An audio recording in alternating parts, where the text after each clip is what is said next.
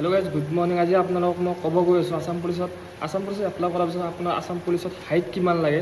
বহুতে কমেণ্ট কৰিছে, মেছেজ কৰি আছে, দাদা হাইটৰ বিষয়ে অলপ কৈ দিবচোন, কিমান হাইট লাগে, কি হাইট লাগে, ছোৱালী আৰু ল'ৰা কিমান হাইট লাগে, ST general, OBC, ST, STP কিমান হাইট লাগে। আপোনালোক আজি মই ভিডিঅ'টো দাদা কৈ আছোঁ, ভিডিঅ'টো লাষ্টলৈ চাই থাকিব।